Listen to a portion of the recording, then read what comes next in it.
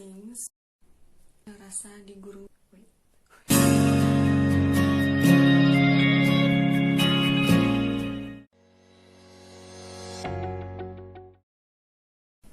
Halo guys, di video kali ini aku mau nge-review bukunya Haemin Sunim. Itu judulnya yang pertama, The Things You Can See Only When You Slow Down. Dan yang kedua, bukunya Haemin Sunim yang judulnya Love for Imperfect Things. Sunim ini adalah seorang biksu dari Korea. Jadi dia awalnya dia suka nulis di Twitter gitu tentang kata-kata bijak, dan akhirnya dia nulis bukunya yang pertama, yaitu yang The Things You Can See Only When You Slow Down. Ini bukunya yang bestseller.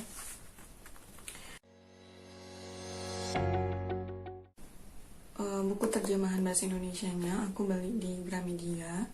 Itu satu buku, masing-masing buku ini harganya sekitar 150 ribuan. Bukunya ini isinya tuh per babnya itu masing-masing ada ceritanya. Ada cerita dari Haemin Sunim dan kata-kata bijak, terus ada ilustrasinya juga. Jadi kita nggak bosen gitu lah baca bukunya. Ini contoh ilustrasinya.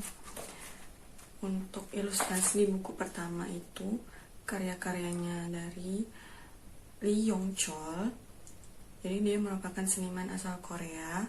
Lukisan-lukisannya telah dipamerkan di lebih dari 150 pameran. Lalu yang di bukunya yang kedua itu hasil karya dari Lee Eun Kyung. Terus aku mau bahas apa sih kelebihan dari buku ini. Yang pertama itu yang pasti karena menarik, karena ada ilustrasi-ilustrasinya. Terus yang kedua itu karena buku kata-kata bijaknya itu bisa relate ke kita. Kayak dari buku ini aku tuh banyak belajar tentang gimana sih buat kita bisa mencintai diri kita sendiri, dan kita bisa menghadapi orang lain, kita bisa ngerti gimana perasaan mereka. Di sini di buku ini juga bahas tentang sosialnya, dibahas juga tentang keyakinan.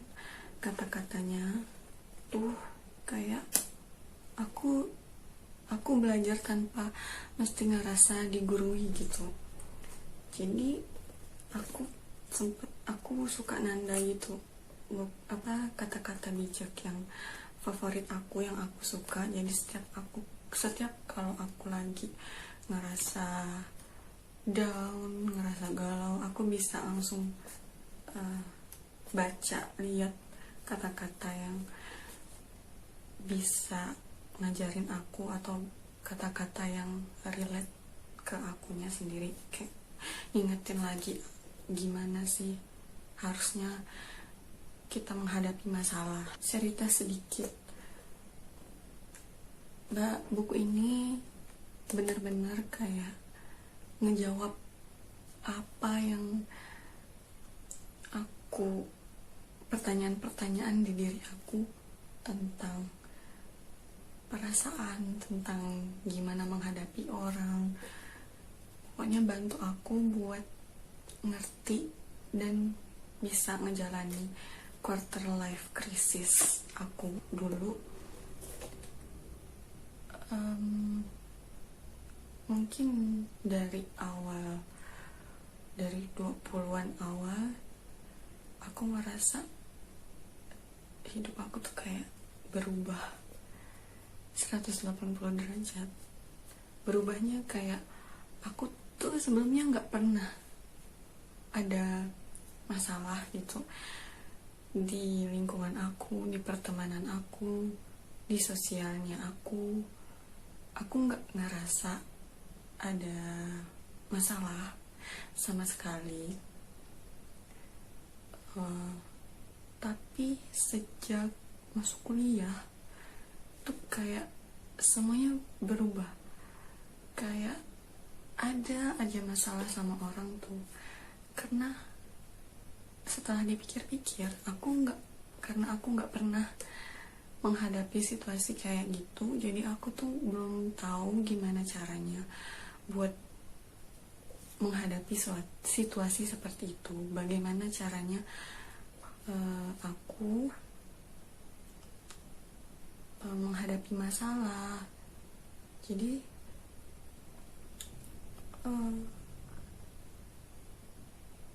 pokoknya setelah aku masuk kuliah itu my college life was really bad for me.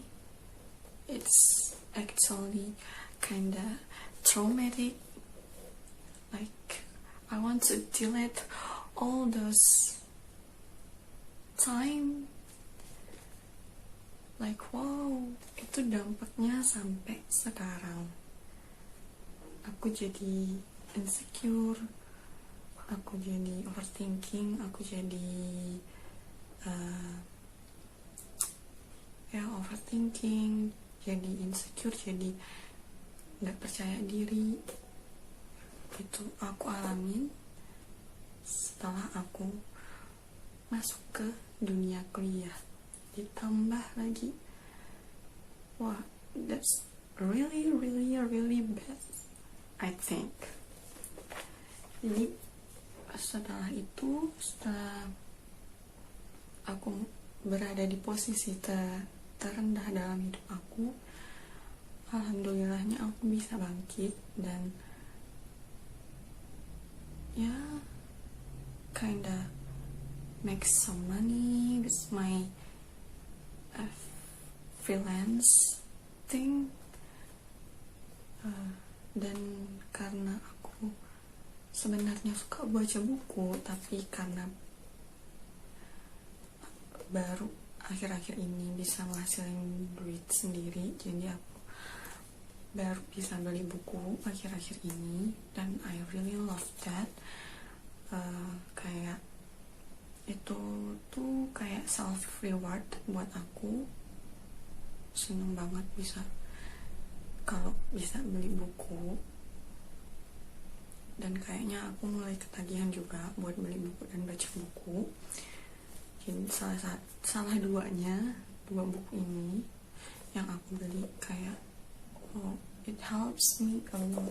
Aku pertamanya beli buku yang kedua dulu, jadi aku nggak tahu kan urutannya keluarnya tuh yang mana dulu. Jadi aku kayak lihat judulnya dulu, wow, lihat sinopsis, aku tertarik buat beli bukunya ini dulu. Jadi aku baca ini, wow, like ngejawab banget apa yang pertanyaan aku selama ini. Dan akhirnya karena suka bukunya yang ini, aku beli bukunya yang pertama juga. Buku ini nih buku self improvement ya. I think aku mulai suka baca self improvement, kayak aku mau memperbaiki diri aku sendiri. Karena self improvement itu kan gimana kita menghadapi diri sendiri, menghadapi orang lain, itu nggak diajarin ya di sekolah. Menurut aku juga sebenarnya kalau self improvement dijadikan kurikulum buat di sekolah, kayaknya bagus deh. Kenapa sekolah Indonesia nggak ada kurikulum itu ya, ngajarin self improvement, kayak ngajarin gimana sih kita tuh menghadapi masalah. Kayaknya itu penting deh, penting juga sih daripada kayak ya penting juga kayak matematika, IPA GPS sama pentingnya, karena ini bekal, menurut aku bekal kita buat menghadapi masa depan kita. Karena waktu sekolah kan kita belum menghadapi itu kan, kita belum menghadapi situasi seperti itu, jadi kita nggak tahu kan ya. Nanti mungkin bisa masuk ke kurikulum sekolah Indonesia. Aku mau bacain beberapa kata-kata bijak yang aku suka, yang aku udah tandain di buku ini. Jadi bahkan produk yang dilabeli edisi terbatas sekalipun dibuat dalam sistem produksi yang menghasilkan ratusan produk serupa lainnya, tapi hanya ada satu diri kita di dunia.